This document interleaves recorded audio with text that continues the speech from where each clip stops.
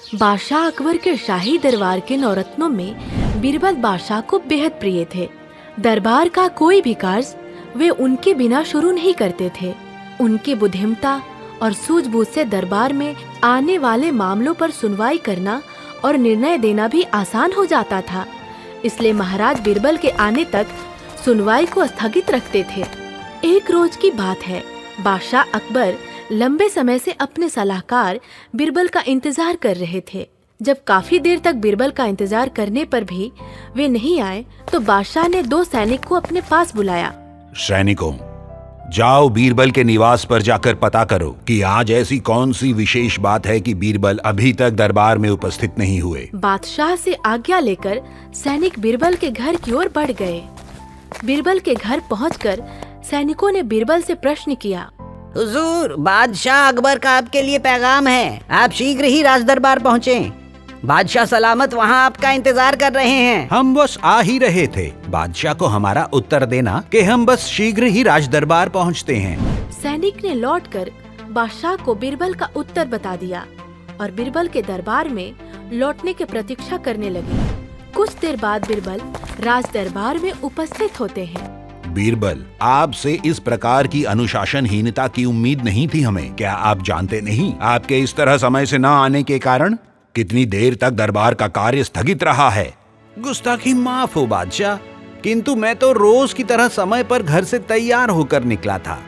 पर जैसे ही मैं घर से निकलने लगा, मेरा छोटा सा बच्चा बहुत हठ करने लगा। उसका कहना था कि आज मैं दरबार न जाऊं। अब आप तो जानते ही हैं, बाल हठ बड़ा प्रभावशाली होता है। बड़ी मुश्किलों से उसे बहला फुसलाकर राज दरबार पहुंच सका हूँ। बीरबल, लगता है आज आप ठीक से तैयारी कर नहीं आए हैं। आप झूठ भी ऐसा बोल रहे हैं जिस पर कोई भी भरोसा नहीं करेगा। किंतु मैं झूठ क्यों बोलूंगा बादशाह? मैंने जो भी कहा सब सत्य है। तो आप क्या कहना चाहते हैं? हमारे राज्य के सबसे होनहार और वाकपटु व्यक्ति को आज दरबार में आने में इसलिए देरी हो गई क्योंकि वो एक बालक को बहला नहीं सका। अकबर के ऐसा कहने पर दरबार में बैठे सभी दरबारी हंसने लगते हैं। अगर आपको ऐसा लगता है कि बालक को समझाना सरल है तो ठीक है, मैं एक बालक बनकर आपके पास आता हूँ। आप मेरे अंदर के बालक को फुसला कर दिखाइए। इतना कहते ही बीरबल एक 3 साल के बालक की तरह उछलते हुए बादशाह अकबर के पास गए और उनकी गोद की तरफ इशारा करके रोने लगे। क्या बात है, आप गोद में बैठना चाहते हैं? बादशाह की बात सुनकर बालक लपक कर उनकी गोद में चढ़ जाता है। अरे वाह काका, आपकी गोद तो बड़ी मुलायम है, बिल्कुल गद्देदार। जी चाहता है इस पर कूदता रहूं। इतना कहकर बीरबल अकबर की गोद में बैठे बैठे जोर से कूदने लगता है। कुछ देर कूद लेने के बाद वो बादशाह की बड़ी बड़ी मूंछों को देखकर कहता है। काका, ये आपकी मूंछें तो बड़ी अच्छी हैं। मैं भी छूकर देखूं जरा, असली है क्या? इतना कहकर वो खिलखिलाकर हंसने लगे और राजा की मूंछों से खेलने लगे। कभी वे मूंछों के बाल खींचते तो कभी उनके होठों को खींचकर तरह तरह के मुंह बनाते और फिर उन्हें देखकर जोर जोर से हंसते। काफी देर तक महाराज की गोद में खेलने के बाद अब वे थक चुके थे। महाराज भी बिना आपत्ति के बालक बने बीरबल को धैर्य से संभाले हुए थे। बीरबल का मन अब बादशाह की गोद में नहीं लग रहा था, इसलिए गोद से नीचे उतरकर वे नीचे बैठकर जोर जोर से रोने लगे। अरे बालक, तुम रो क्यों रहे हो?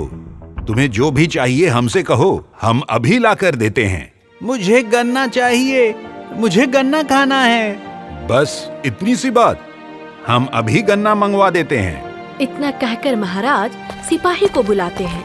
सिपाहियों, जाओ और हमारे भंडार गृह से सबसे स्वादिष्ट और रसीला गन्ना इस बालक के लिए लेकर आओ। बादशाह से आज्ञा पाकर सैनिक जाते हैं और एक स्वादिष्ट गन्ने के साथ लौट कर आते हैं। बादशाह का अनुमान था कि बालक गन्ना देखकर बहुत खुश हो जाएगा, किंतु इसके उल्टा गन्ना देखकर तो वो और जोर जोर से रोने लगा। जो तुम्हें चाहिए था हमने मंगवा दिया है, अब आराम से अपना गन्ना खाओ। नहीं नहीं, मैं ऐसे इतना बड़ा गन्ना कैसे खा पाऊंगा? मुझे छोटे टुकड़ों में कटा हुआ गन्ना चाहिए।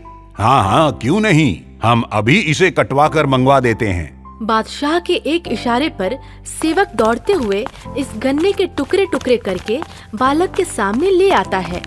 टुकड़ों में कटे हुए गन्ने को कुछ देर तक उलट पुलट कर देखने के बाद बालक ने और भी जोर जोर से रोना शुरू कर दिया।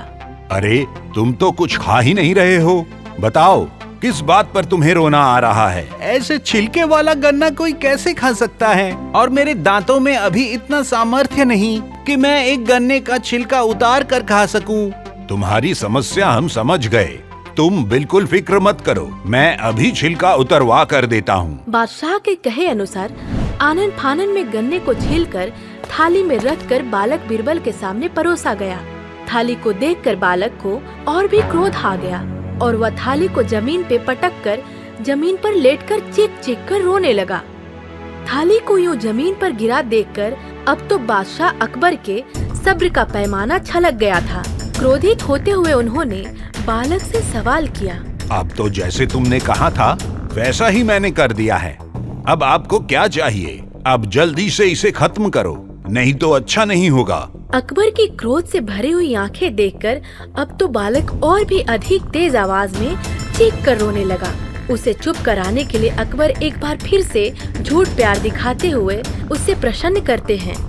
अरे बस रोते ही रहोगे क्या? साफ साफ बताओ तुम्हें क्या चाहिए?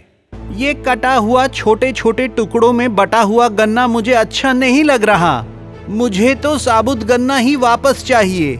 अच्छा ठीक है, सिपाहियों जाओ और जाकर साबुत गन्ना लाकर बालक को दो। बालक अकबर की बात सुनकर जमीन पर बैठ जाते हैं।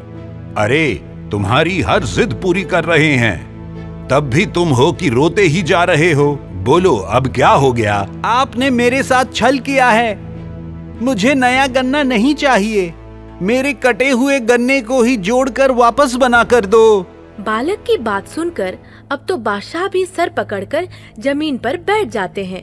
महाराज को परेशान देखकर बीरबल भी अपना नाटक छोड़कर साधारण रूप में आ जाते हैं और बादशाह के पास आकर कहते हैं, क्या हुआ महाराज? आप बस एक बालक से हार मान गए। आप तो कहते थे कि बाल हठ भी कोई हठ है। बालक को तो प्रलोभन देकर भी मनाया जा सकता है। हम माफी चाहते हैं बीरबल, हमें अपनी भूल स्वीकार है। हम मान गए हैं कि बाल हठ ही सबसे बड़ा हठ है। तो आप मानते हो ना महाराज? बालक को समझाना सबसे कठिन कार्य है। बीरबल की बात सुनकर अकबर मुस्कुराने लगते हैं और बीरबल भी बादशाह अकबर की ओर देखकर मुस्कुरा देते हैं। इस तरह एक बार फिर बादशाह अकबर बीरबल की सूझबूझ का लोहा मान लेते हैं और अपनी पराजय स्वीकार कर लेते हैं।